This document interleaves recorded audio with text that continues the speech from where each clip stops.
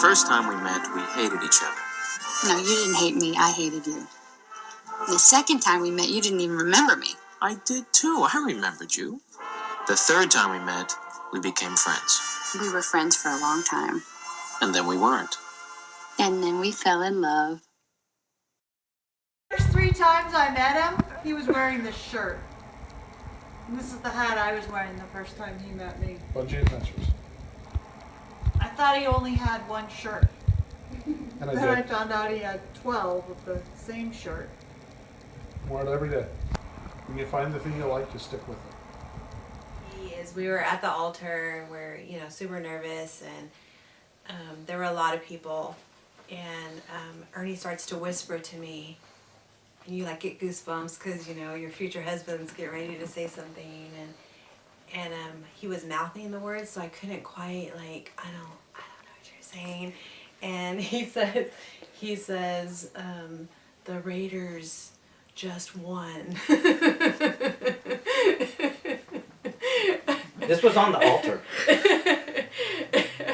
I was like, all right, it's gonna be a good day. And 59 years ago, my fraternity brother and I went to a water safety instructor's class.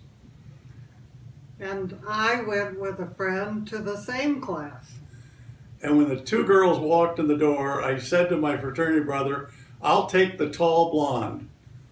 So Andrina and I went to a wedding in Turkey with one of her family friends. And we decided to go, as is very popular, we decided to go to a Turkish bath. And in the Turkish bath, we went with her family. So Andrina and her mother went to one side for the women, and me and Andrina's father went to the side to the men. And so the first thing that we do, we just go in the locker room and strip down naked.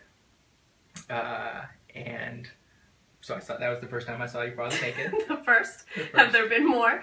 Well, so later, and that was the time when I looked over to your father and I said, I love Andrina very, very much, and I was wondering how you'd feel if I asked her to marry me.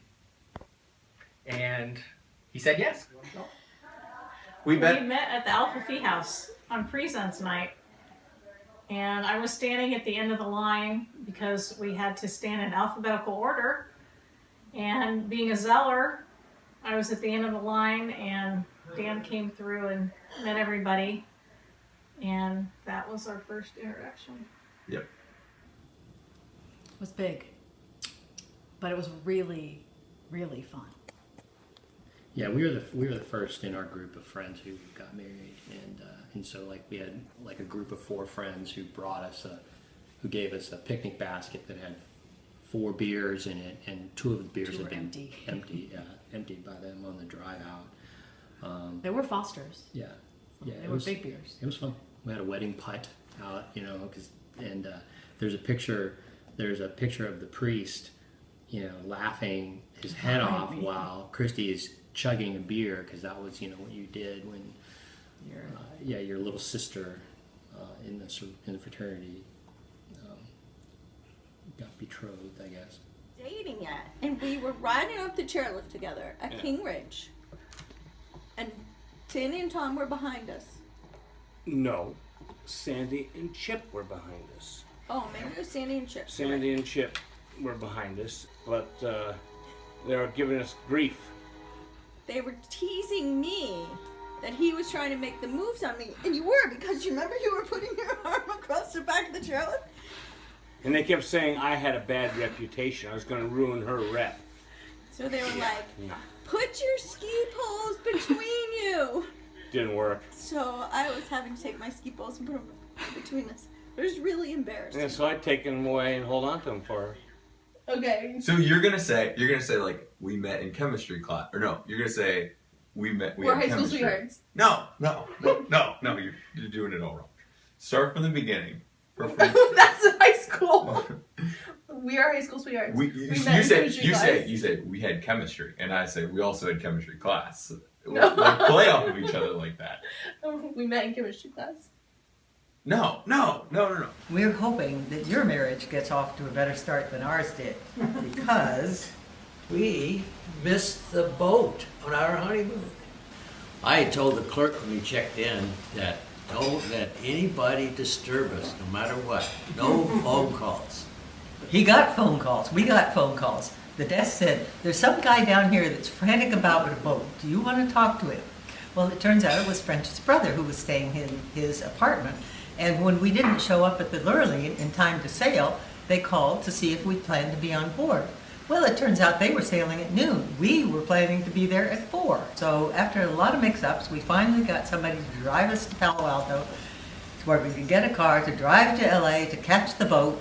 And when we got to the car, not only was the car there, but the whole family singing, "Get me to the boat on time." So actually, I guess what we're saying is that it's important to embrace the differences and to relish the opportunity to spend your life with someone who maybe looks at things just a little bit differently than you do, and to take the opportunities to make a plan to go to the beach sometimes and just watch a beautiful sunset. I should tell you a story. When we first were going out, and we might have been engaged. We were up in Twilly Meadows, camping. I think in dental school in my summer, and we went to this restaurant up at Twilly Meadows, and we had our own table, very romantic. And the waiter came up and asked me what kind of drink I'd wanted, and then asked if my daughter wanted a Shirley Temple. I was 24. Well, we met at Barney's Burger at a group dinner hosted by Samantha back in 2010. We bonded over a mutual love for curly fries and homemade ranch dressing.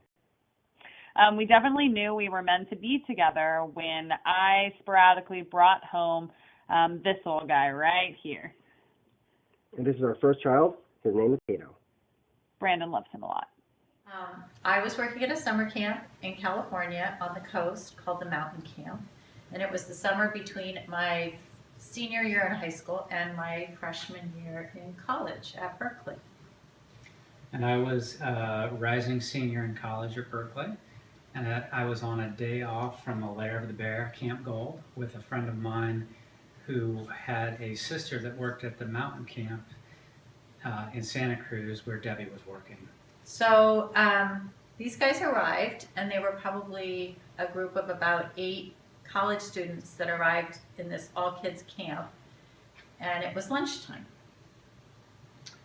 And so they didn't want all the people from the Lair to sit at the same table, so they split us up, and I sat at Debbie's table with her 10-year-old girls. My entire cabin of 10-year-old girls. So halfway down the table was this man in the midst of all these girls, and I was somewhere near the head of the table, and we were trying to talk over the girls and all this stuff, and we connected the fact that we were both going to be at Berkeley in the fall and that I was a freshman, and I probably said something stupid like, "I hope I see you next year," or "It was nice meeting you."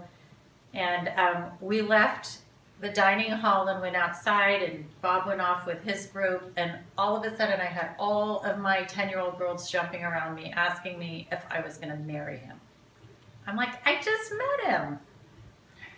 And I walked away thinking that this pretty rich girl from Hillsborough was never going to give me the time of day once I got to UC Berkeley, or once she got to UC Berkeley. And you also thought I was an idiot that Berkeley was such a big place that we would probably never see each other again. No, that's true. We got a place at the campground in cabins. In cabins, and Actually, in one cabin. Right? Yes, There we six- all six or eight were of us. sharing space in this cabin, and we all exchanged addresses. There was this charming woman from Ireland who was offering her. She's telling about this great place she lived in Ireland and telling everybody to come visit. So I got her address and gave her mine, and thought she was rather intriguing. And I, from the position of my top bunk on one side, was directly across from her, who was on the top bunk on the other side. This is the X-rated part. And when it came time to for the festivities had wound down, and it was time to get ready for bed, it was time to change into our bedclothes, I was perched on the side of my bed watching as this woman from Ireland across from me managed to change into her bedclothes in the most proper and decorous form Unfortunately. in a public room where she was wide open, and I commented that was rather well done. I was applauding her changing techniques. Yeah. How? I remember how we met. Do you remember? Yes, I do. It was actually outside. It was outside Grandma's house. Jeff, who lives next door, is one of Jose's best friends. Very old friend from second grade. And he moved over here. His family moved here, and I would visit. And that's how I met. Okay. So I would go outside and water the plants, regardless how many times I watered the plants. And she would always look out. If I'm out there. I would look out Grandma's balcony and look for Uncle Jose's blue dots. And then I go blue. And then I'd run out there and I'd water the plants again. Yeah, like I would say, who's that? Why she was out there when I'm here? And then before you know it, I was knocking on the door. I would say I knew we were meant for each other the summer after we took our second trip to West Africa together. David and I became pen pals and would write each other real notes. Was that your idea? Cards. Probably. Did you think you came up with that? No, that's definitely it was not my idea. I love getting mail. So I thought, oh, let's be pen pals. And so we were pen pals for a while, and then it was really exciting because one day we sent each other the exact same card. Like we literally mailed it, I think, like a day apart. Yes, so we each they got it. They crossed in the mail. They crossed in the mail. It was meant to be. What's something Well, to tell don't about I our get to wedding? say how I Yeah. knew we were meant for each other? Oh, fine. Just being pen pals. We were friends before we started dating, obviously, and it was just unlike anything else I'd ever experienced. Living together. And then he called me at where I'm working, and that's the days where you didn't have cell phones, so you had to call the main number, and they call and they go, Amy McPhee, or Amy Mosier. Trey McPhee's on the line, and you have to race around and find a phone that you can pick up and say hello. And I said, hello, and it was Trey, and I think this is after our first date, because we went to Trattoria Contadina and had a long night at Trattoria Contadina where I reminded him of the first breakup. And he didn't remember anything of how we broke up on the first round. And I put him on the last BART train at 12 midnight, and then he called me the next day and said, so what are your plans for the future? And I about died. 3 months later, we got married. Yeah, it only took 3 months. 12 years and 3 months. We had a really wonderful wedding. It really was a It was great. beautiful We had this wedding. enormous coconut cake. Huge coconut cake with the tears, and there was this